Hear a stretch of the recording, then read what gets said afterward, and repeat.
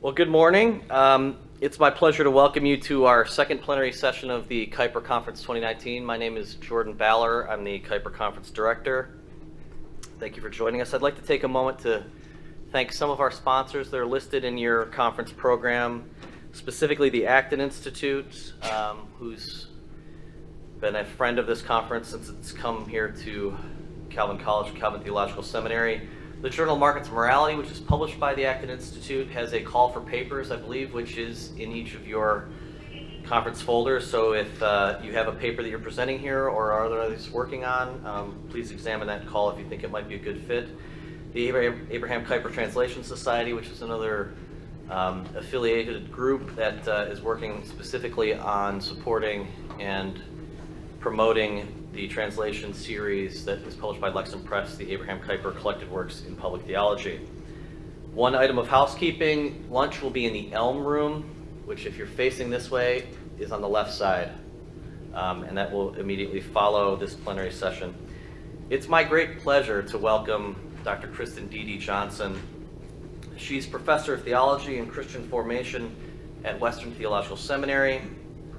Her teaching and scholarship engage areas of theology, discipleship and formation, justice, culture, and political theory.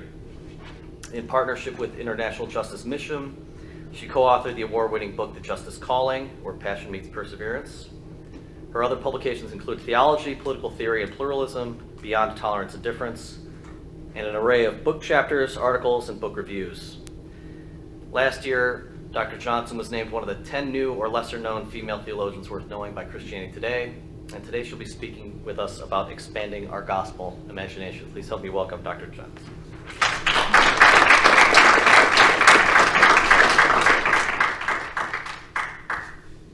Good morning, delighted to be with you all.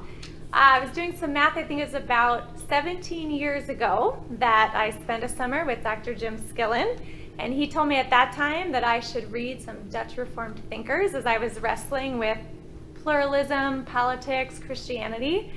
I'm ashamed to admit I did not heed the wise advice of my elders. I pressed on with my project as planned, reading sort of the trendy people at the time, Augustine, Barth, Hauerwas, Milbank, and having them help shape my thinking. Little did I know that I would soon marry and move into the Dutch Reformed world down the road. Now, as Dr. Eglinton pointed out last night, Dutch Reformed is not the same as Neo-Calvinist. So down the road there, we're not quite as shaped by the Neo-Calvinist thinkers as you all are here. So I've managed still to avoid a lot of direct engagement other than by osmosis coming to conferences over here. So it's very fitting that Jim is here today as I do my first official foray into a Dutch Reformed thinker, Abraham Kuiper. Also wanted to let you know that this is fresh research, which is dangerous. That means I could talk about this for 5 hours and still be very excited. I don't have 5 hours. I'm sure you won't mind skipping lunch though, so I'll just go on and on. I'll try to be restrained, but time is going to be my biggest challenge today. So in a recent article, Anthony Bradley, who's a professor of religious studies at the King's College in New York, as well as a research fellow at the Acton Institute, made the provocative claim that what he terms Great Commission Christianity is responsible for the lack of racial integration in American evangelicalism. Bradley has spent about 25 years trying to understand why American evangelical churches are not integrated and have not been able to make great strides, even when other institutions like the military, sports, business have at least made some movements towards integration. And he has finally concluded that the problem lies in this particular interpretation of Christianity, which he calls Great Commission Christianity, saying that it offers a truncated view of the gospel and that it will permanently keep evangelicalism as a white space. Now, what Bradley calls Great Commission Christianity has some overlap with what I've been calling disciple-making conception of Christianity. Through my years of research, teaching in the areas of discipleship and formation, I've noticed that people have different conceptions of discipleship. And I'm in the process of trying to map out some of those conceptions. So if you think of Alistair McIntyre's work, 3 rival versions of moral inquiry at work in the philosophical world, I'm suggesting that there are different conceptions of discipleship at work in the world of American Christianity, and that it would be helpful to try to name them and map them out and see where they come from, some of their biblical roots, maybe what we can learn from them, and ultimately how we might want to pull pieces and put them together into sort of a bigger, I would say more faithful, holistic discipleship framework. So let me just briefly name what they are. So disciple making is one strand, and this would be the idea that the Great Commission to make disciples is a call upon each of us to invest either one-on-one or in a small, intentional way with people to help win them to Christ, build them up in their faith to the point that they're able to continue that process. It can be called a multiplication model or a reproduction model of discipleship. So the heart of discipleship is me being strong enough to invest in someone else to the point that they're strong enough to invest in someone else to make disciples, to make disciples, to make disciples. Another strand or conception involves spiritual disciplines and practices. So here the emphasis is a bit more on our own practices or maybe collective practices, an emphasis on transformation, the transformation we can experience through those practices. In the recent history landscape, this would be names like Richard Foster, Dallas Willard, Ruth Haley Barton would be part of this strand. I think also the practices emphasis of Dorothy Bass and Craig Dykstra could go here. The Apprentice series, popular lately by James Ryan Smith, the other James Smith out there. Now, related to that, I'm not sure it's a separate strand, is sort of how churches sometimes think about discipleship if they have, say, a pastor of discipleship, which would be the person responsible for the inward growth of members. So maybe the person who runs the small group ministry or adult ed, they're thinking about how it is that people are formed in the faith in sort of an inward way. And then at the other end of that, and another strand would be discipleship as justice seeking or seeking God's kingdom. So there the emphasis would be the outward expression of our faith, how we go about seeking justice in the world. Names like Jim Wallace, Sojourners would be ones we would associate here in the American context. Somewhere in here we would also want to put the turn to the therapeutic, psychology, self-care, Enneagram, sort of that world of self-knowledge, that part of our exploration as Christians is how we understand ourselves. Certainly there are roots for that even in Calvin, but I think it does have some different manifestations right now. Also the faith and work movement, how we think about the intersection of our faith with vocation is somewhere in this map. And then this one, I don't think it's a separate strand, but needs to be accounted for, the tremendous rise of online discipleship, especially perhaps with women, reading popular women's writings online and how formative that has been and ultimately has led to some splintering as people have shifted positions. So that's a whole nother layer that is somewhere in the mix. So that's sort of the landscape as I have it so far. Still in the works. I'd love any thoughts you have on that. If you see other strands or ways I can continue to refine that, either in the Q&A or after, I'd love to hear from you about that. But what I want to do today is do a deep dive into that disciple-making strand. Now, if that's not a strand that's been very formative for you or popular in your circles, you may wonder, is it worth spending our time on that strand? But one of my contentions is that this has been deeply formative within white American evangelicalism and has perhaps the degree to which it's been so influential might correspond to some of the challenges facing white American evangelicalism today. So I'm trying to sort of tease out that thesis. Now, I've heard it said that academic scholarship has often veiled autobiography, so I'll just come clean. I did come to faith within the disciple-making strand of Christianity. So this has been very formative for me. I would have some concerns about it at this point, but I'm trying not to do that pendulum swing thing that we so often do, where we just throw out in really harsh ways things with which we no longer agree. As a Trinitarian theologian, I am aware that the Holy Spirit can work through all things and has worked and continues to work through this strand. And we also are still seeing through a class darkly. So we're not going to ever get this right, this side of the eschaton. So I want to try to explore it, but have a posture of humility and learning and appreciation, even as I offer some suggestions. Okay, so to understand the disciple-making strand, to understand why someone like Anthony Bradley might say, this is such a pivotal impact on our inability to see something like race, I think we need to get into the history of the strand. And as far as I can tell, this story has not yet been told. So that's part of what I've spent time trying to dig into and why I have hours that I could talk about, because I think it's very fascinating. And I'm still trying to piece it together. So again, certainly another place I'd welcome your feedback.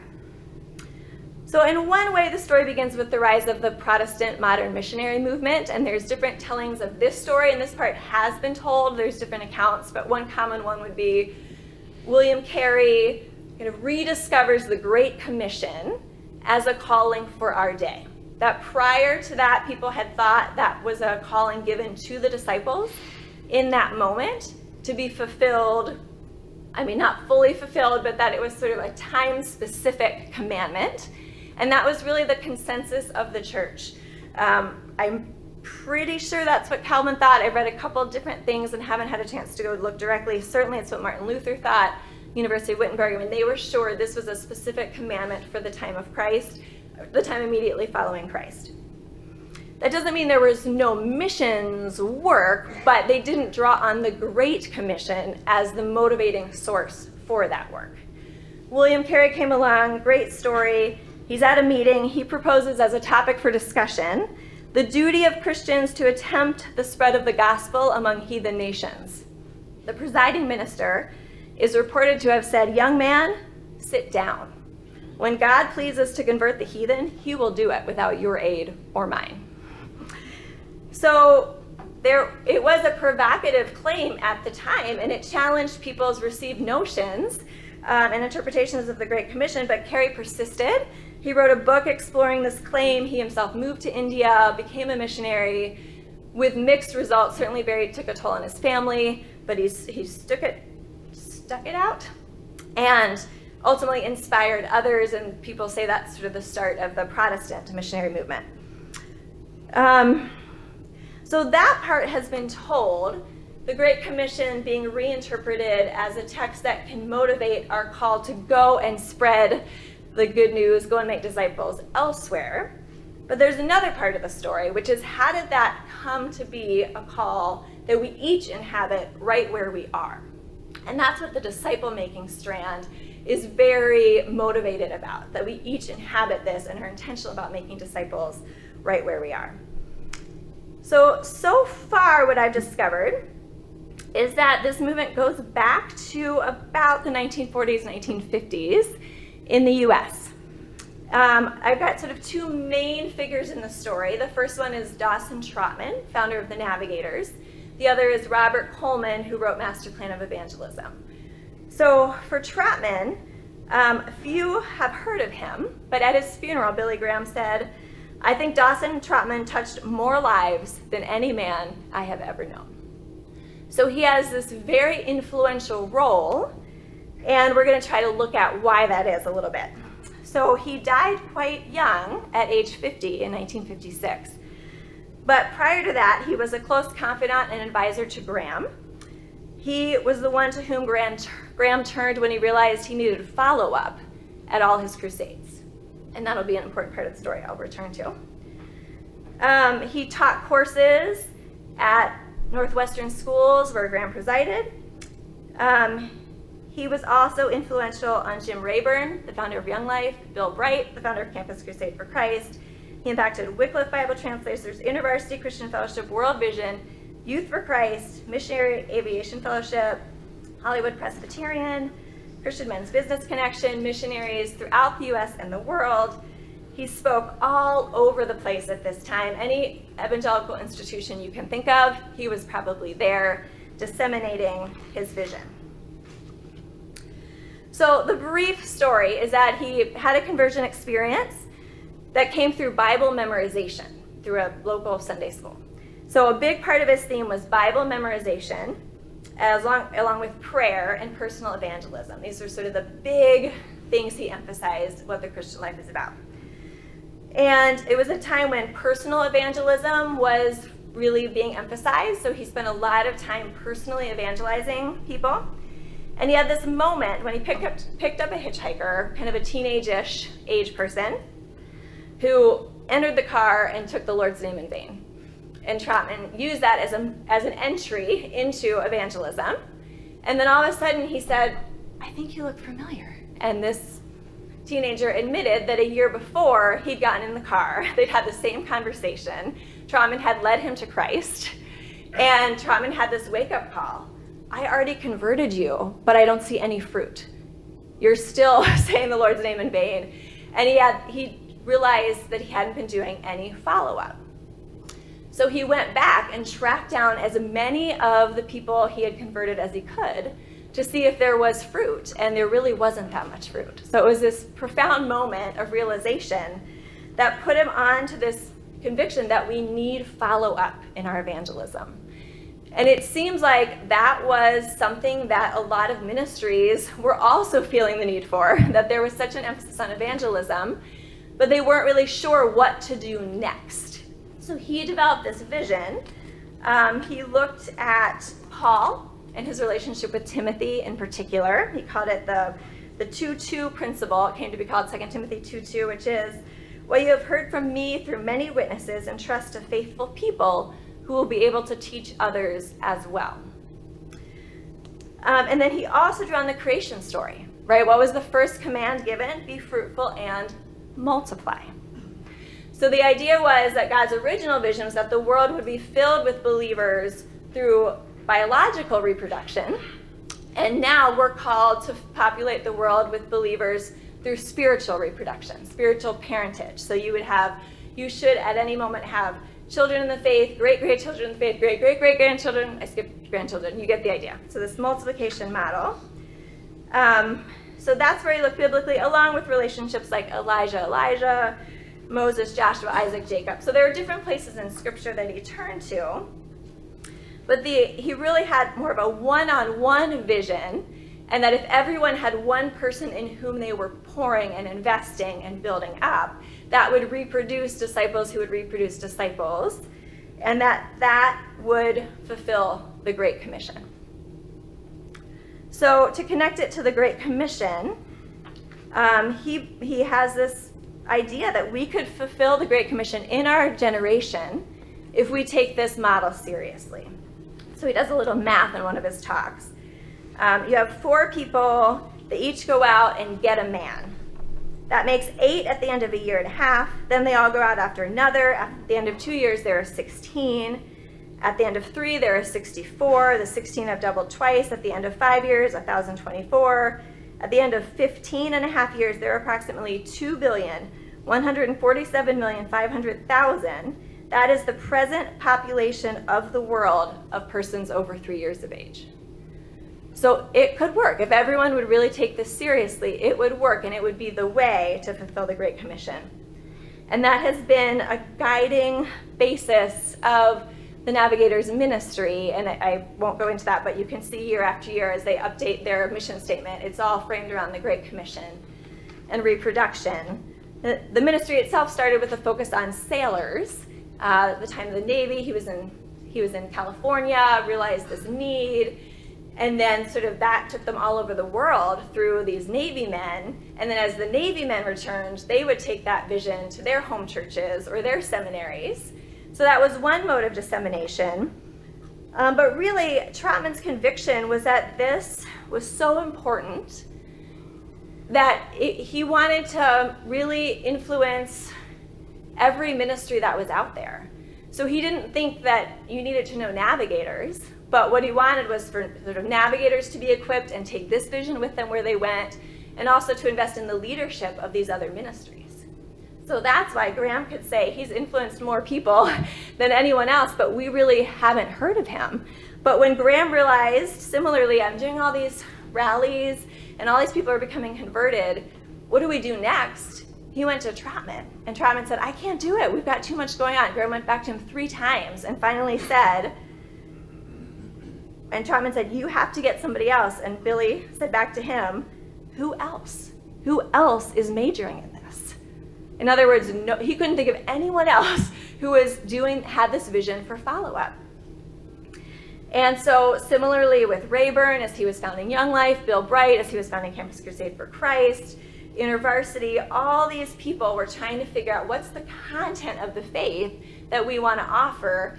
Trotman had a vision, and he had materials, and they were widely used. They often did joint staff conferences with other people. So this vision disseminated, plus through the Crusades, that was all partnerships with local churches. So after the Billy Graham's Crusades left, you'd have this follow-up. So it was sort of the vision got into churches all around the world that way as well.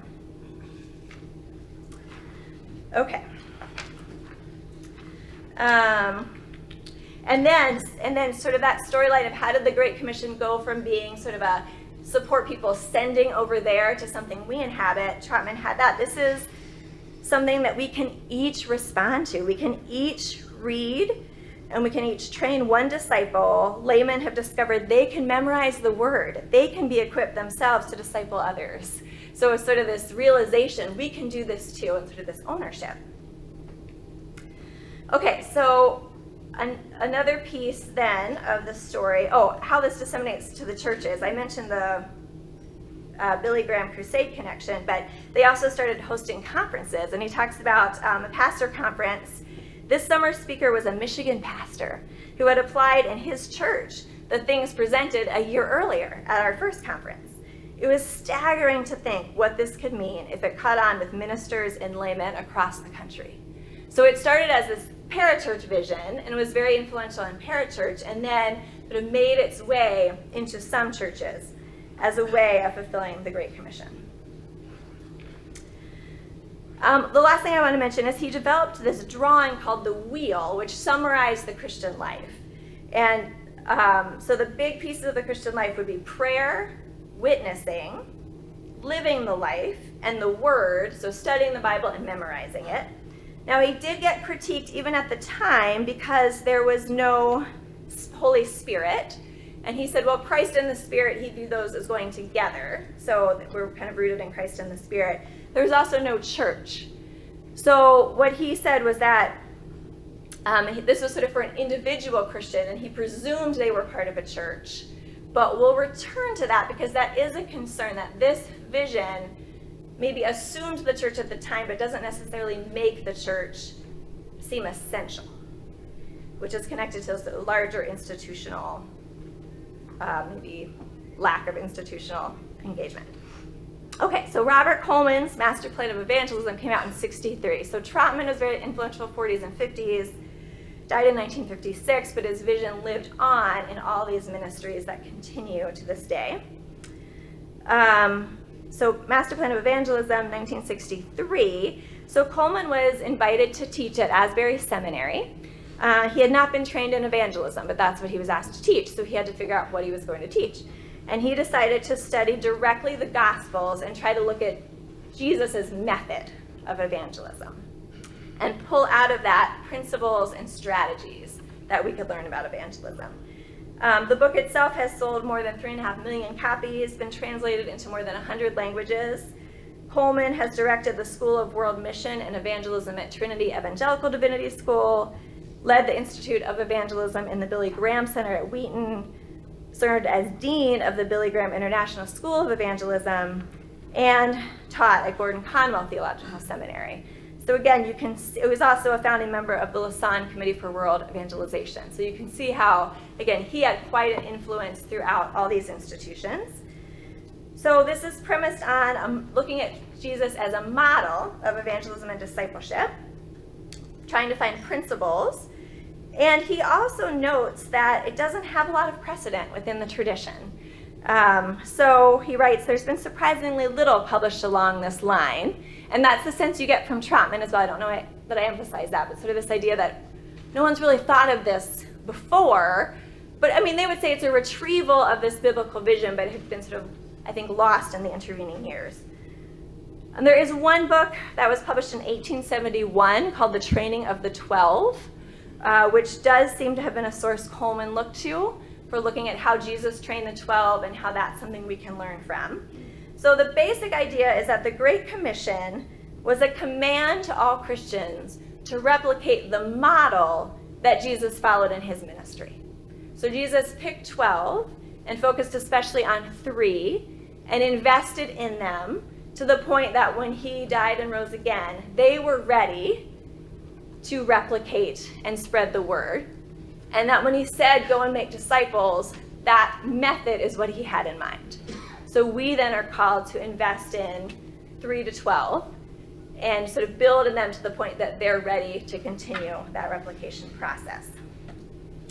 So quite a strong emphasis on evangelism. Evangelism is not an optional accessory. It's the heartbeat of all that we are called to be and do. It is the commission of the church. And then related to that, everything else we do is done for the sake of evangelism. So another quote, educational institutions, social programs, hospitals, church meetings, everything done in the name of Christ has its justification in filling this mission, the mission to evangelize. And this is connected to his belief that from the beginning of time, God intended to save out of the world a people for himself, right? So it makes sense. So it's not about being redeemed in this world, or the world being redeemed, but being redeemed out of the world, which puts all the emphasis on evangelism and the salvation of souls. So it's personalized, it's individualistic, one-on-one. It takes place outside of really any institutions, and it doesn't really recognize the significance of institutions or structures in its approach. All right, for the sake of time, I'm going to move forward here. Last couple things with Coleman. He believes that when it comes to fulfilling the Great Commission, this method was Jesus' intended plan, and he had no other plan in place. It all comes back to his disciples, he writes in his final chapter on reproduction. His whole evangelistic strategy, indeed the fulfillment of his very purpose in coming into the world, dying on the cross, rising from the grave, depended upon the faithfulness of his chosen disciples to do this task. As simple as it may seem, this was the way the gospel would conquer. He had no other plan. So this is what discipleship is. This is what the future of Christianity and the fulfillment of the Great Commission hinge on, is living into this vision of making disciples who make disciples who make disciples. And we also see that move to apply the Great Commission to all of us in our everyday lives.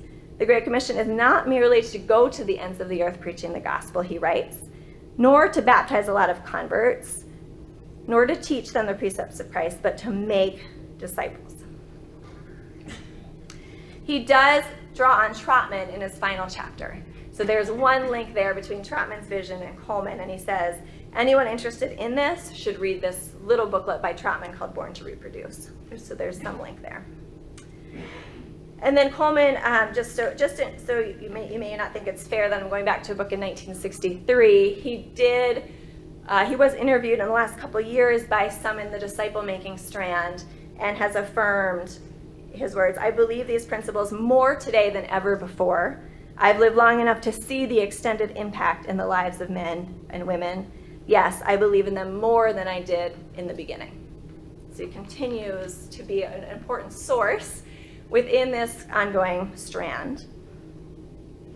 So what we're trying to do here is kind of trace the history of this multiplication disciple-making strand and how it understands the Great Commission, and that they themselves thought they were articulating something new. I mean, Coleman says this is a new evangelism. It hasn't been written up about before. Trotman had the same sense. A 1978 book, The Lost Art of Disciple Making by Leroy Ames. He has a section of the book called To Multiply or Not to Multiply. That is the question. I love that. And he talks about sharing this vision with other Christians who say, I've never thought of that before. And there's sort of this surprise and, oh, yes, okay, we can do this. Let's do this. Now, at the time, a biography was written of Trotman in 1974, and the biographer said, the follow-up concept has really taken off, but the multiplication concept hasn't yet. That was in 1974. Well, today, I'd say this discipleship multiplication has spread far and wide. So it's still embodied in places like Campus Crusade, which has become Cru, Young Life, YWAM, Navigators. And then there are all sorts of church networks that have embodied this vision. Bill Hull, Francis Chan has a curriculum Multiply, Mike Breen, 3DM, Jim Putnam, Bobby Harrington, Dave Ferguson, Jeff Vanderstelt, J.R. Woodward, Dan White Jr., and Todd Wilson. These seem to be some of the contemporary names. Networks like Exponential, Saturate, Replicate, New Thing, Soma, If Gathering, which is a women-focused ministry with this gift, Faith Walking, are some of the contemporary embodiments and disseminators of this vision. If you know of more, let me know. Okay, I have a book from the 80s, but I'm going to skip that. But it's the same sense that we have to take the Great Commission seriously, and this is now specifically church-focused. The disciple-making pastor, our church leaders need to know that this is what discipleship means, and this needs to get into all of our churches. So overall, there are a lot of positive things we can name about this movement. Intentionality, real investment in other people's lives, a desire to live into parts of Scripture and really take them seriously. But we've also been pointing to some of the shortcomings.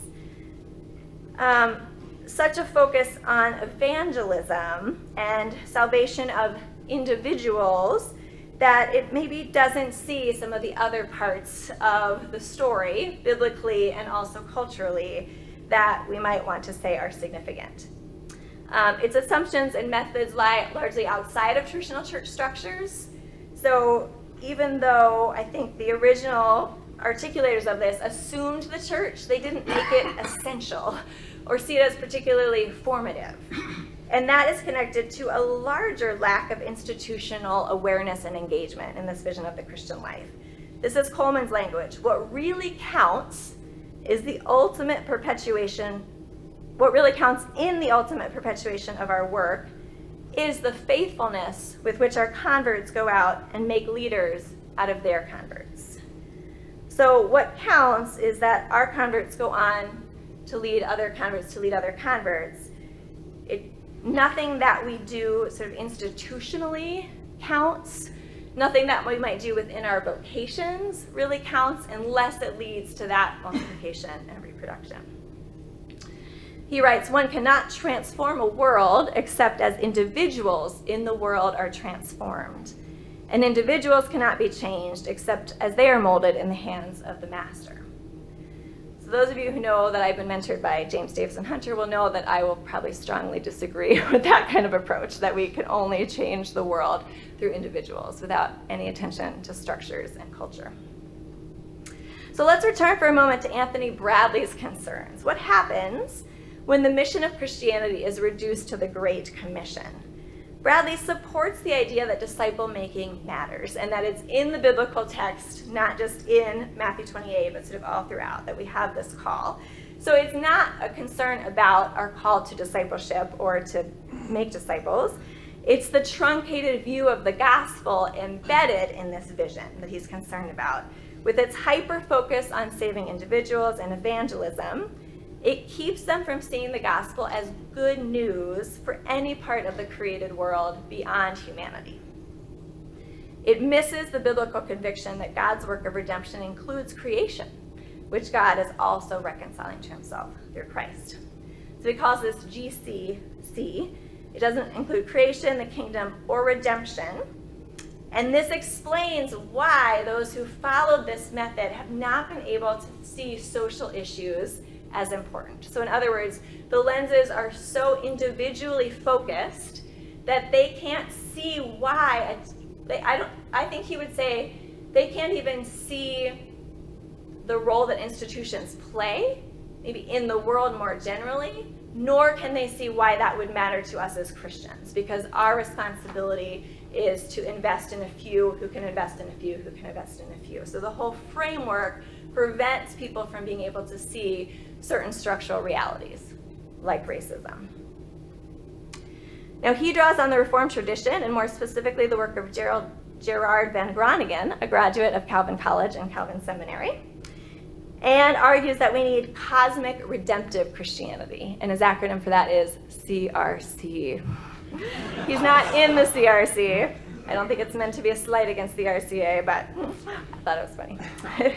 So he's talking about our need to draw creation into the redemption story, to understand things like industry, technology, recreation, the arts, education, as coming out of the creation story and God's intentions, or it all sounds very Kuyperian.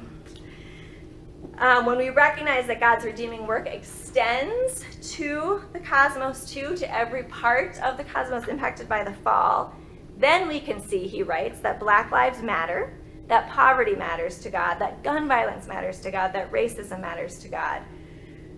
So we can't see the impact of things like race on our brothers and sisters in Christ. We can't even see that injustice matters to the gospel with this truncated view of the gospel. That's his argument. And he writes that that's never going to be sufficient for African American Christians. He writes, Black Christians have needed the entire canon of the Bible to make sense of all aspects of life, person and societal, in ways that white people have not. All injustices around the world are gospel issues because the gospel at its core is about God calling people to himself and the liberation of creation. So that's what he's trying to sort of tease out of this truncated vision of the gospel. And it matches thinking that I had been doing as I look at the landscape and these different conceptions of discipleship, and I see a lot of Christians really wanting to care about justice and societal issues. My worry has been that our inherited notions of discipleship may not be equipping us to get there, even if we may want to. So we have lots of people, as I was talking to someone at the end of the last session, sort of thinking and writing in these kinds of circles about these issues, but the people on the ground in discipleship ministry maybe don't have some of these categories and see that they matter and are trying to get there, but the visions of discipleship they've inherited maybe can't get them there. And others write about this too. Soong-Chan Rah talks about our need to attend to the way individualism has so woven itself into our American evangelicalism that we think about sin entirely as individual and personal guilt. We think about redemption entirely as relief from that sin and guilt. We don't have the lenses to see these social structural layers. Now, when I speak about this, I am trying to help people think about institutions and why they matter. And in some ways, I realized I'm doing sort of the opposite of what the disciple-making strand is saying. I'm saying go befriend someone, meet someone, learn from them. And then as you're investing in them, be attentive to the ways their lives may not be reflecting God's kingdom, full kingdom vision of justice, righteousness, and shalom. And then think about what institutional or structural realities might engage that. So that the quote that you often hear, if you see babies in the river, run in, of course, and rescue them. But at some point, someone needs to go upstream and figure out how they're getting in there, and is there a way to prevent that? That's sort of the vision of discipleship that I've been trying to cast. But what I've realized is it's very hard for people to see institutions. And it's sort of like it's hard to see culture. Culture, by definition, is supposed to be an invisible framework that invites us into a system of meaning and moral order. It holds a people together. And institutions are part of that framing reality. So I've tried a lot of different ways to help people see the significance of institutions, and it's not easy. I can share some things I've tried that are working better than things I used to try. But I do think part of this is how we understand the Great Commission and what does it entail. So I have a lot of material here that I'm just going to quickly summarize, but there are a number of thinkers who've been saying, let's expand our understanding of what the Great Commission means. So we have James Davison Hunter saying, what if the Great Commission is not just a call geographically, but also can be understood in terms of social structure? And the church's role is actually to equip disciples who can go into every layer of institutional and community life with kingdom vision. What if that's part of what it means to be and equip and make disciples in our churches? Or Amos Young is looking at the idea that the Great Commission includes a lot of different ways to evangelize, missionize, and make disciples.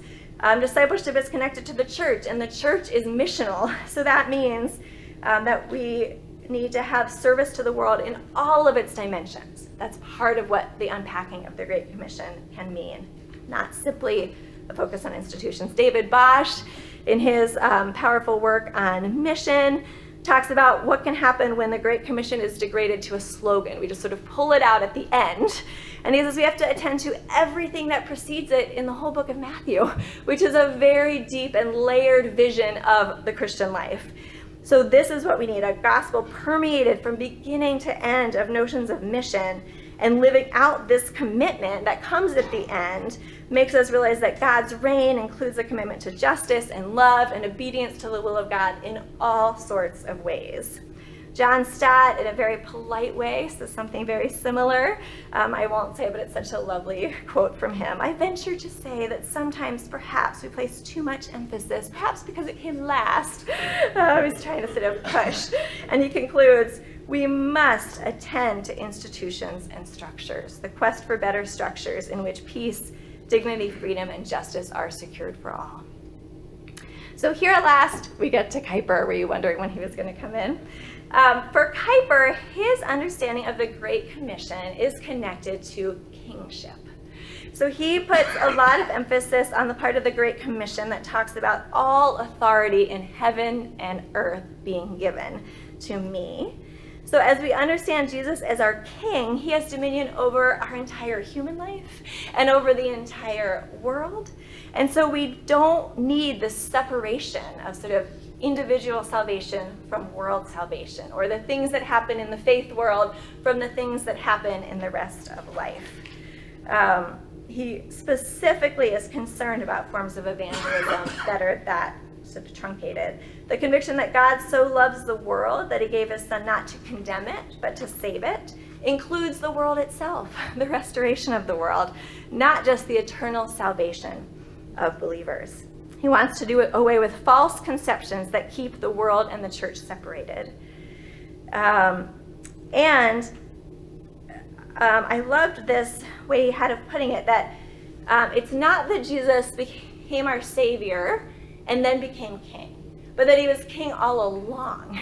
And so his kingship and his reign is kind of the truest reality. And all the things that he does in salvation are for the sake of restoring the kingdom vision. So in that sense, humans are not at the center of the story, right? Humans end up saved as a byproduct of saving the world. And then as Jesus shared his dominion with humans, right, part of our kingship is attending to all those layers of the world that God intended.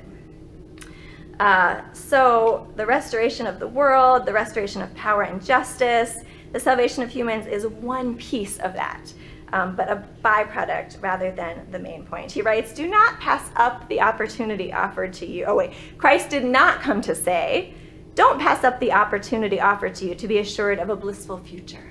Right, so this isn't just about a blissful future in the age to come.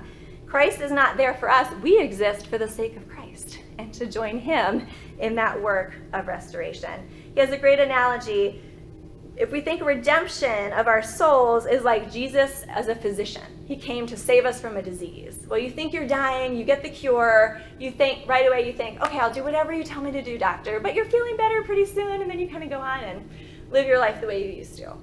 That's his worry with sort of the salvation of souls vision. Yes, I need salvation, I'll do whatever you say. And then pretty soon you're like, I'm saved, I feel pretty good. I'll kind of go back to how I was living, when really this is supposed to be something that takes our whole life and connects to our whole of life, that all of life Christianity that I've heard as a refrain here. That's been helpful for many of us to discover.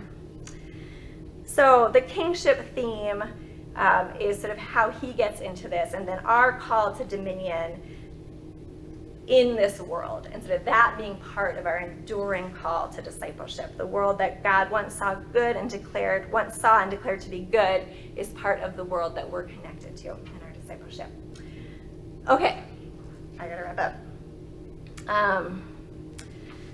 Okay, so I'll just maybe say here at the end that I appreciate what we can learn from Kuyper. I haven't been as directly influenced in my thinking by him as much as I have by some of the others I've named, as well as people like John Perkins, who I wanted to name as he receives the Kuyper Prize tomorrow.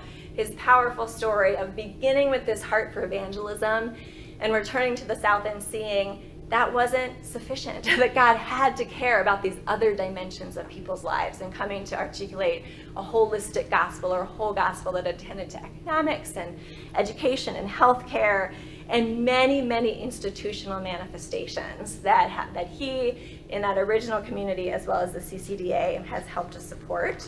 As well as Ruth Padilla de Borst, who is part of a group of Latin American Christians who for decades have been attentive to the reality that our evangelism needs to be connected to social engagement and responsibility, as well as vocation and how we live this out in our callings.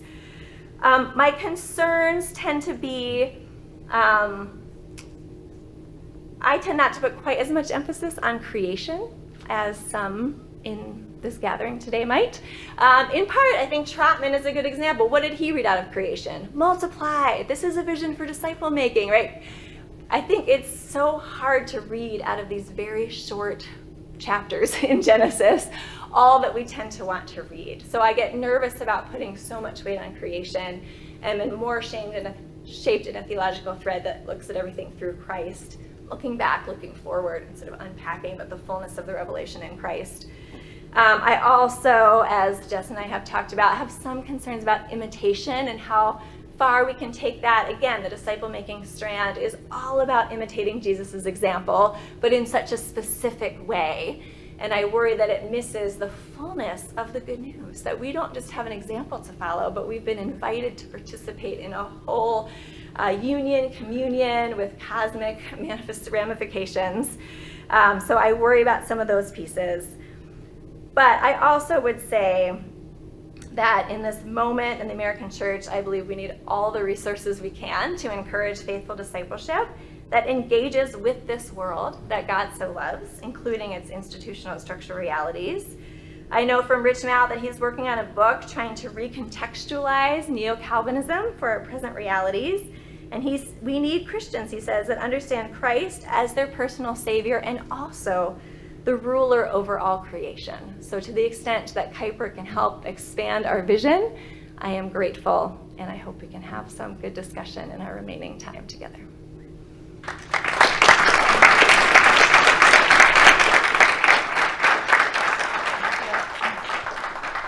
Maybe I'll bring the mic around. I assume that'll work. I'm wondering if in your research there's sort of an intersection between what you're calling the disciple-making movement and kind of maybe the more conservative evangelical concerns with a preservation of Western culture, Western civilization, maybe narrowly construed. And if there is an intersection between that, how do you sort of imagine rediscipling people, not only with the exegetical concern of the Great Commission piece, but also just the more broad church culture of conservative evangelicalism? Very helpful. I was thinking that in this model, I don't know how to neatly fit Christian political engagement into this model and where it would fit, with not necessarily disciple making, but the overall conception, sort of where does that go, which is linked, I think, to the preservation of Western civilization. So I didn't emphasize this. I will say in trying to piece together the story, because there isn't a story, as I was saying, that traces sort of this discipleship thread within recent American Christianity, but there is a book on Bill Bright, the founder of Campus Crusade, which talks a lot, places his work a lot within the Western civilization thread. So I think a bit less for Trotman, but others in this movement, they were sort of weaving together concerns around communism and the degradation of our roots with sort of what we could preserve as we spread the gospel. And then someone has a dissertation on Fellowship of Christian Athletes, has some similar threads in it that as you follow the journey of that organization, there's also this sort of its relationship to God and country. So there are others telling that story, and it's in there, but it's not the part that I've most looked into. Thank you. It's a really fascinating paper. Could you say something on how the discipleship-making model and movement relates to the church planting movements, which for me at least seems like it exists because of its perceptions of deficiencies in the movement that you've been talking about? So I'm glad you asked that in particular, because I wanted to say that I'm looking at the roots of this movement and some of the deficiencies that I see, but I have to separately ask the question, does that mean every contemporary manifestation is plagued by those roots, or is there a way that you could draw out? And because what I'm trying to figure out is in the contemporary landscape is really, what is this looking like today? And one of the pieces is church planting. So a lot of the networks I named, like Exponential, Saturate, one called Soma, they use the language of disciple making and then connect it to multiplying churches. So what I think what they mean is make churches that make churches that disciple, like this is how you're gonna plant more churches, by weaving this vision in. And it will lead to church multiplication as well as personal discipleship multiplication. But that's just by looking at websites and trying to piece things together. I haven't been able to go deep into the language they're using, but I think what you're getting at is the impulse is similar, that there's something not happening with, I think that's what you're getting at. There's some sense of deficiency that hasn't been happening, and we're gonna sort of figure out this new way that can help solve that. And I think that is a common thread, but much more to be looked into there. Hi, thank you so much for this lecture, very interesting. I had a question about kind of the deeper roots beyond Trotman. Like the things that come to mind are kind of the Keswick movement at the end of the 19th century, the YMCA, the Third Great Awakening with Moody, which I'm not an expert on that by any means, but it seems to use similar sort of tropes that Trotman and Nabs and crew will bring about. Have you done any research into those kind of a little bit deeper roots on this? They're related, but what I'm sensing so far is not directly. I mean, there's sort of like the broad family, and some of the, especially the emphasis on personal experience and personal salvation, but the specific vision around the multiplication and reproduction, I'm not yet finding any earlier than Trotman. So That's very interesting. Yeah. That comes like kind of specifically from this one movement. yeah, and again, I'm newly into this, but I'm asking my historian friends and reading the books, and I'm not finding it any earlier than that so far. Okay, maybe time for two if they're quick. So I'm going to go to Vince because he promised me he'd be quick. And a comment and a question. I'm very influenced by navigators, but also a Kuyperian. But I became a Kuyperian later. So I just want to corroborate what you're saying about the way that your participation in something like the navigators itself has kind of institutional character, where it's like, oh well, this is so exciting over here. How much do I need to be participating in the local church, right? So unless there's actual intentionality about that, there was sort of that problem created. But I think institutionally they've tried to remedy some of that recently, based on some people I know that are in leadership. Second, at least within my experience with the navigators, at least some people did have those concerns about holistic discipleship. Perhaps minorities for sure. But I think they're trying to do better about that. But I think that is still very much the DNA, that individualistic thing that you were talking about. My question is, I wonder how much, whether it's Trotman or Coleman, part of the reason you get their points of emphasis that show up in the institution is as much a factor of their personalities and their giftings, not so much the larger culture itself, but their wiring, their ways of doing things, the things that form them. And so then that is what forms the shape of their approach to discipleship. Yeah, so okay, I'll try to be so quick. Okay, so I think that I echo what you're saying, that I think a lot of these ministries are trying to be more holistic. I spent a week with YWAM teaching on justice, and they were like, oh, we've been doing this for so long, we didn't have language for it. I mean, as they're on the ground, in their minds fulfilling the Great Commission, they're seeing we have to engage with community health. We have to partner. They're doing all these things and then looking for, I think, biblical and theological categories. I feel like that sounds really patronizing. I didn't mean to come across that way. They've been doing amazing, faithful work for a long time. But I don't know that they always have the categories to fit that in, because their framework has been so much about salvation understood a certain way. So I think they want this broader vision of redemption, and they're looking for it. And so then the question is, can that be resourced, and what does that look like? And I've seen that in other ministries as well. Then with the personalities versus the culture, I mean, one piece, I'm nervous to say this out loud, but I don't think it's accidental that these models of reproduction come along when they did. That we're dealing with a rise of different economic structures, different ways of understanding efficiency, strategy. I mean, I have a section where I go through Coleman, principles, strategy, efficiency, productivity. I mean, it's all marketing management language applied to the Gospels. And so I do think there's certainly some personality things, and this was how Trotman thrived.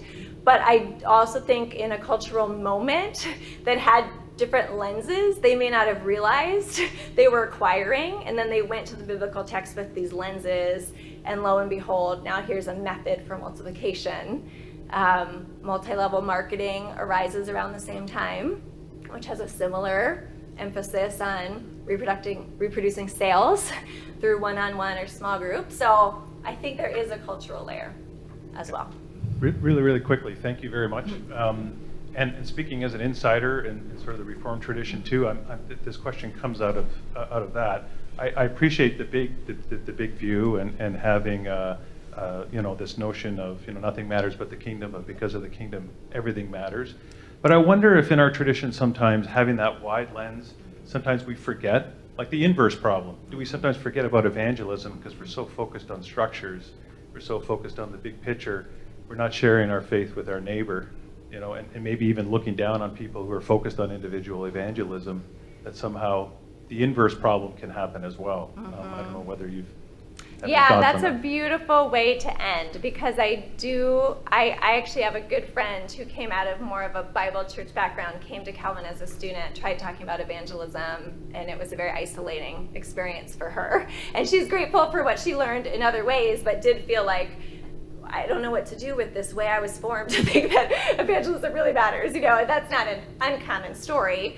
And I think we're also in a moment. So one of my concerns about the fact that this disciple-making strand was so prevalent, for some, I think that's all they understand Christianity to be. And so if they want to care about other things, they're doing that pendulum swing where they're like leaving the whole faith behind, or it's all justice and there's no place for evangelism or personal conversion. And that's where I don't want to end, because I do think we need the saving love of Jesus Christ. And it has transformed my own life, and it's transformed my husband's life. And, I think all sorts of ways in which we need and are called to that sort of personal relationship. So I still really uphold that. And I want to say, from that restored righteousness, I am then free to seek what's right and just in the world. So I would love to hold those together. And I think to the degree that we can say, look, this is one conception of discipleship. It's not the only one, just like structural engagement isn't the only one. Like, can we draw out what we need to learn from each and hold them together? As long as they're faithful to the biblical narrative, that's where I would want to end up. Well, help me thank Dr. Johnson for